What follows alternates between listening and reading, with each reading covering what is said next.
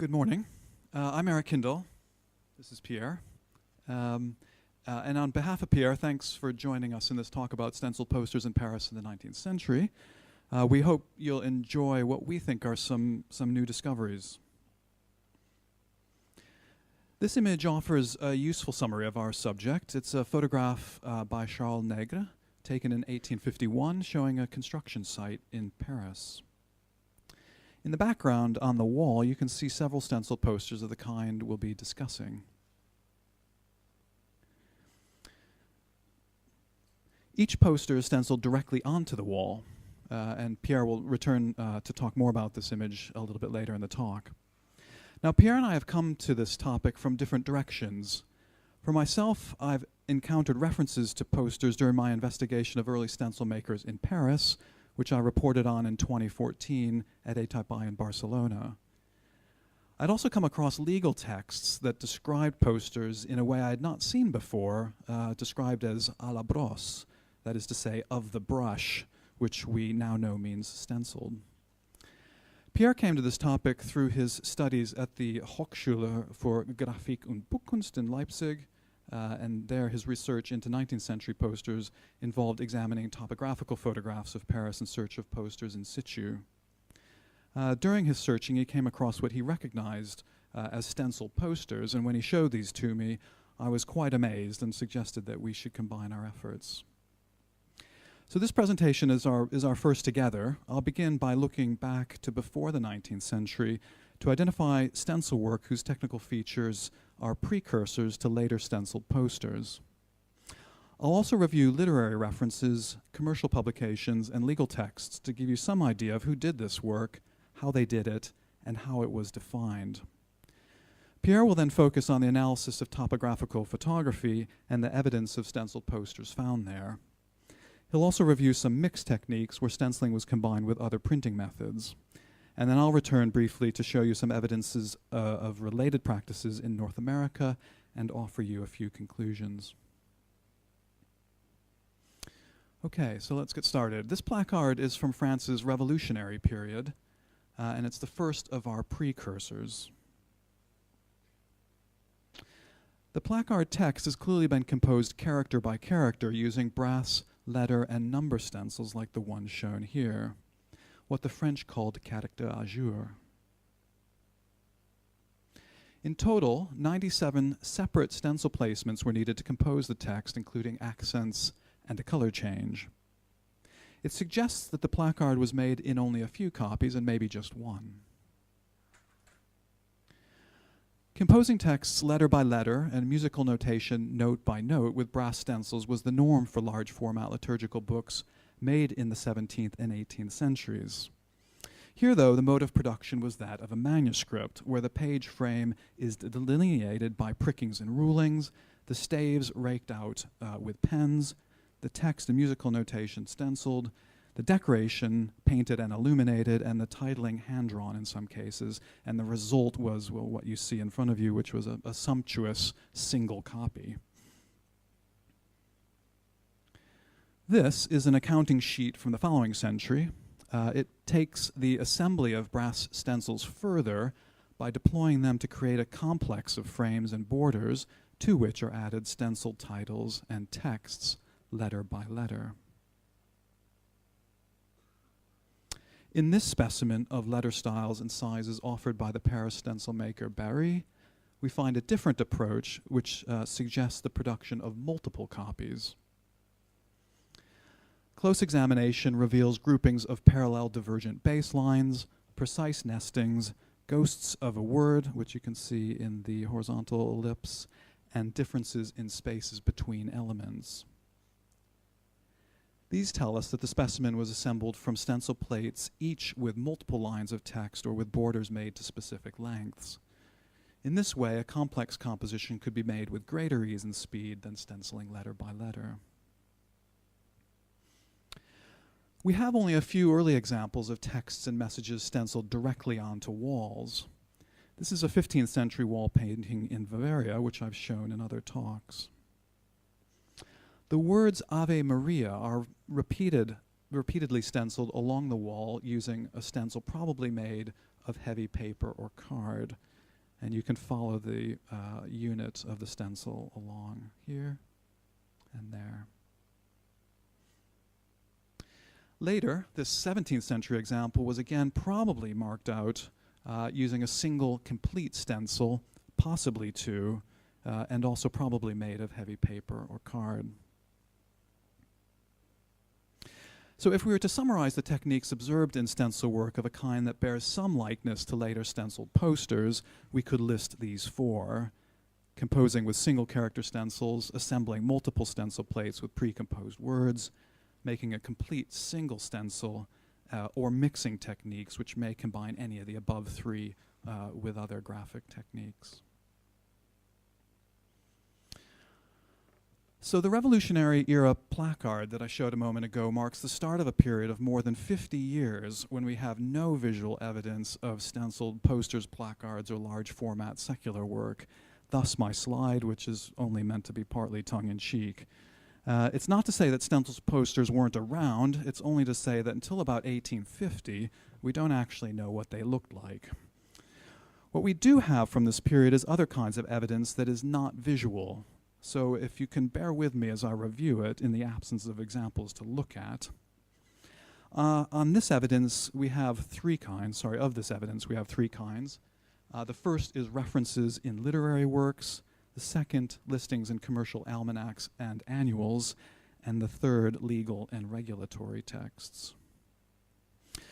So let's start with literary works, or rather work, since we only know of one at the moment. This is a book about the Pont Neuf, published in 1826, which describes the business of Monsieur Recaudon, situated in boutique number 9, seen in this image of the Pont Neuf towards the left. Now, when Pierre first showed me this image, it nearly brought tears to my eyes. In 1807 or 1808, Recaudon took over the stencil business of Pierre Denis Herdel, who in 1786 had himself taken over the business of Jean-Gabriel Barry. And if you saw my talk at ATypI 2 years ago, you may remember that I discussed Barry at length and made reference to exactly this boutique, which I had long imagined. So to see it was quite astonishing. Anyway, like Barry and Herdel, Recaudon was a stencil maker.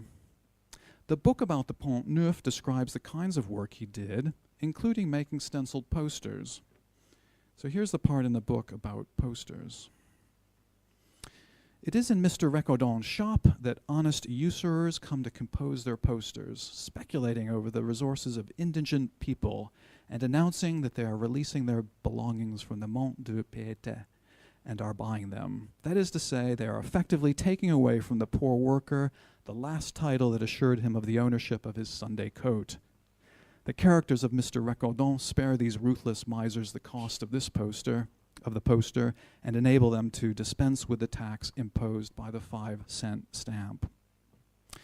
Now the context here is slightly complicated. The Mont de Piété was a Catholic institution set up to loan money to poor people in exchange for items of value, basically a pawn shop. The intention was to loan money at low rates of interest in order to protect the poor from lenders charging excessively high rates. It seems that pawned items could be bought by speculators, but that the purchase had to be announced, hence the need for a poster. That such posters were composed in Recaudon's shop could refer to how the content was written or how it was stenciled, or both. We also understand that stenciling posters was cheaper than making a poster in other ways, and so it was suitable for misers. It was also cheap because at this time stenciled posters were not taxed, which is a point I'll return to shortly. Let's look at the evidence of commercial almanacs. In listings from 1833, Recaudon is named as a fabricant de caractère à jour. He was one of around 10 stencil makers in Paris at this time, although only 7 are listed here. Very few of these mention stencil making for posters. The only one who does so in this listing is a Monsieur Accard. He made plaques à jour pour affiches, that is to say, stencil plates for posters. Given that Accard principally worked with metal, this probably refers to brass stencils with pre-composed matter to be used to create the poster on paper. That no other maker in 1833 mentioned services relating to posters may imply that this formed a small part of their work, if they did it at all. Elsewhere in the listings, one finds trades directly connected to poster work. These include afficheurs, basically those who put up the posters, and affichage, who were companies that managed poster sites and who offered certain specialty services, such as affiche peint and affiche au poncis. The latter, directly translated, means pounced, which is related to stenciling and could be a reference to the stenciling of posters. And finally, a few remarks about the regulation of stenciled posters. In the last sentence of the Recaudon description I quoted a moment ago, it said, "The characters of Mr. Recaudon spare these ruthless misers the cost of the poster and enable them to dispense with the tax imposed by the 5-cent stamp." This refers to the tax liability of stenciled posters, which it turns out was not an entirely simple matter. The first regulatory references to stenciled posters we found are from 1819. At this time, they are referred to affiches à la brosse, literally posters of the brush. In these definitions on screen, from a legal dictionary published a few years later, such posters were evidently made with brass stencil plates and are described as printed, though without a press. Now, I don't expect you to read all of this text, but I find such evidence very interesting, so I've included it on the slide anyway. In 1819, stenciled posters were at first not taxed. This is because historically only printed posters were taxed and stenciling was not considered printing. The position changed later in 1819 when they were taxed. This soon changed again, and stenciled posters were not taxed throughout the 1820s, hence the reference in the text about Recaudon about them not being taxed. And this stayed in place until 1831, when they were definitively made tax liable. This was based both on the ruling that stenciling was indeed printing, and with some contradiction, the ruling that all posters should be taxed regardless of how they were made. But not everyone agreed, and subsequent legal challenges argued that stenciling was not printing, and so on historical precedent should not be taxed. Here we find the editors of a legal journal arguing exactly that in 1835. And I put it on screen and I'll read it because I think it's really fascinating that the French legal system spent so much time thinking about what stenciled posters were. We believe, along with the Court of the Seine, that stenciled posters are not in fact printed but are made by hand. Indeed, one understands by printing to mean any method by which one produces, by means of a single single plate, comprising a single composition, a number many times greater than if the same was handwritten. The stencil process, which involves passing by hand a sponge or brush charged with ink over stencil letters or a stencil plate made of brass, is not a kind of printing. It is simply writing with a brush rather than writing with a pen to give letters greater size and regularity. Not by the stencil method, any more than by writing with a pen can one achieve the quick and multiple reproduction that constitutes printing, whether typographically or lithographically. But these arguments were to no avail, and stencil posters remained tax liable. It's important to note that the stamp tax was actually levied on the paper used for posters and the size of the paper. So it may be that the stamp tax led to stenciling posters directly onto walls rather than onto paper first as a form of tax avoidance.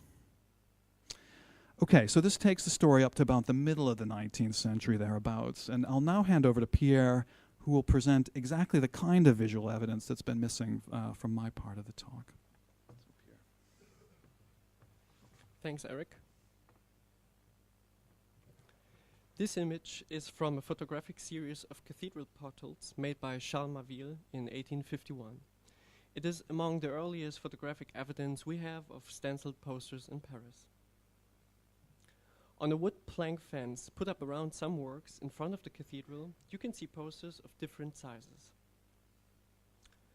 The stenciling has been done on top of a light-colored, roughly painted undercoat. A dashed frame surrounds stenciled text, separating one poster from another. Older advertisements are visible underneath newer ones. A darkish rectangular in the lower right corner may indicate that undercoat colors other than white were also used. Altogether, 7 different stenciled posters are visible. Comparing it to a lamppost in the photograph, the largest poster appears to be about 100 by 120 centimeters. Among the posters, a variety of letter styles are visible in a range of sizes, anywhere from 2 to 25 centimeters in height. Simple illustrations can also be seen in the largest poster, and several kinds of frames are employed, including dashed lines with rounded corners and others with half circles or triangles. This is a photograph by Charles Nègre, also in Paris in 1851. Here we see at least 4 stenciled posters of different sizes in an assembly, similar to that in the Maville photograph. The posters are again stenciled directly onto the wall of a building with a solid painted undercoat. The design is similar to those in front of the cathedral, including the frames and the use of illustrations. The illustrations are connected with the advertised product, in this case, surgical stockings, varis. Compared to the man sitting, the varis poster is relatively large, its headline letters around 15 to 20 centimeters in high.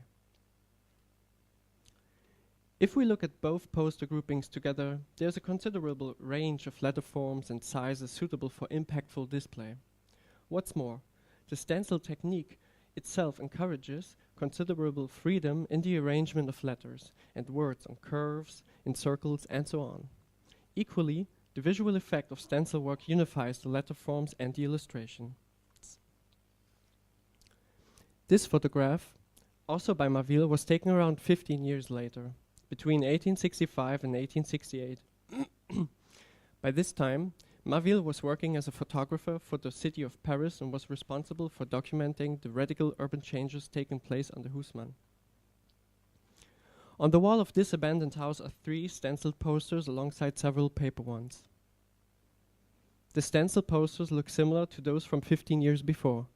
It's in Maville's photograph that we found the largest number of stenciled posters, as if he had an attraction to these urban inscriptions. In the following image, I'll show you most of what we found. For example, there are 4 instances of a poster advertising the clothing store Lastico. There was one in the previous image. Here's another.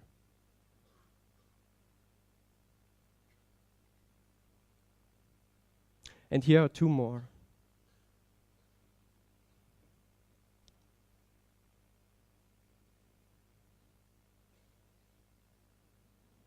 Here an idling man gives a sense of just how big the Lastico poster was.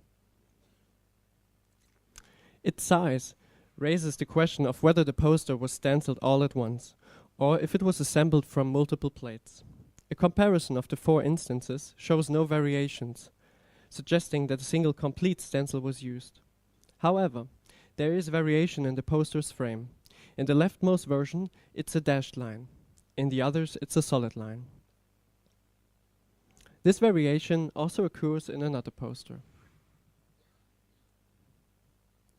And here's a third poster found in several photographs in addition to this instance.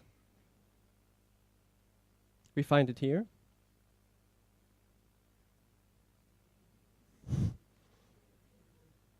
And here.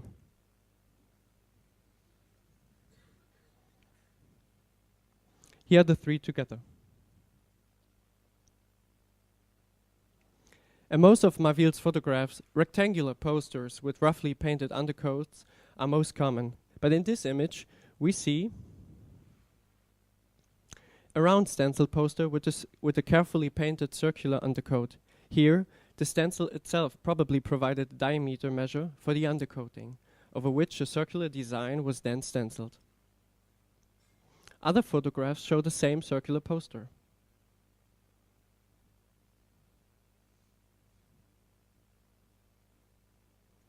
In both instances, the undercoat is precisely sized. One can also see the same 2 rectangular posters in the photographs.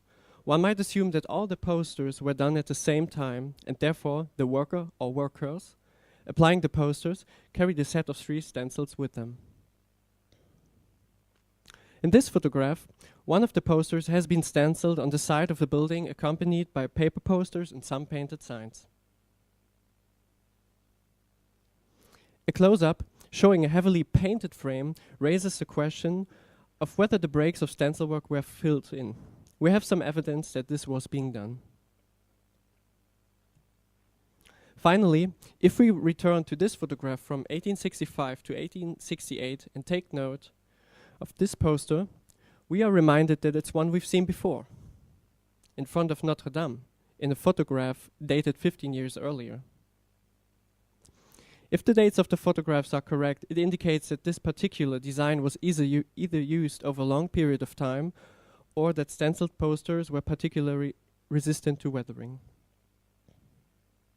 Here then is a synopsis of all the stenciled posters we have so far discovered.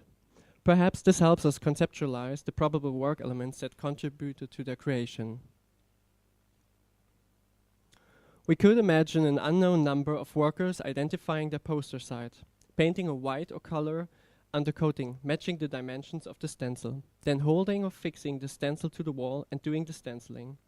We imagine a single complete stencil being used, probably made of heavy paper or card and protected by varnish or shellac. The stenciling itself was probably in a dark color, likely black, though other colors might have been used to highlight some elements. At this point, the result would look stenciled, but if this was not wanted, maybe the breaks in the frame and graphic matter would be filled in. Questions remain.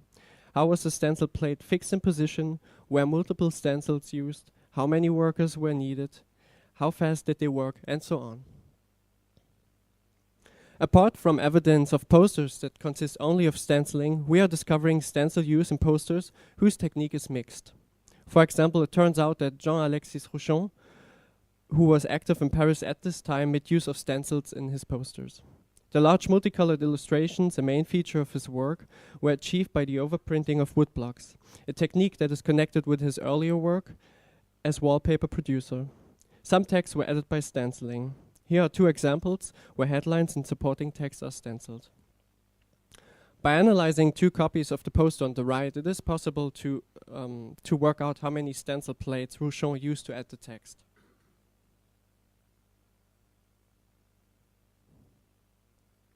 We can assume that this was his starting point and that the stenciling was added as follows.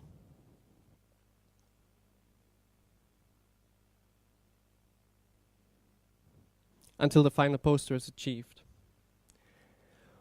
We have also encountered what appear to be stenciled additions to lithographic images. This was possibly a way to add alternate texts to the same underlying image.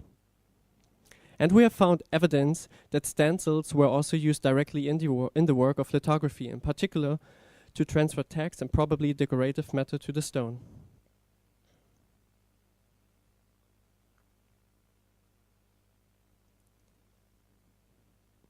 More evidence comes from stencils like these, whose handles or feet have been reversed. In this way, they would have produced reversed letters suitable for a lithographic image, which is then reversed again when printed. We also see that the stencils on the right, which produce white letters on a solid ground, are designed for manual corrections on the stone to hide their stencil origin. In France, visual evidence and references to stencil posters can still be found in the 1870s, in commercial almanacs, regulatory texts, and in some photographs such as this one, again by Marville. Here we see a site for posters. And just beyond its border is a lone stencil poster. The image may suggest a marginal position for the stencil poster at the time, a kind of outsider to all the letterpress and lithographic ones put up within the frame of the poster site. We can recognize at least one poster by Jules Chéret, which you see here. The Chéret poster points to the increasing use of chromolithography for large size outdoor display. Against these and against increasingly large letterpress posters with their big wood types, perhaps the stenciled poster had less and less to offer. Well, that's one scenario for their progress and decline, but this is only speculation at the moment.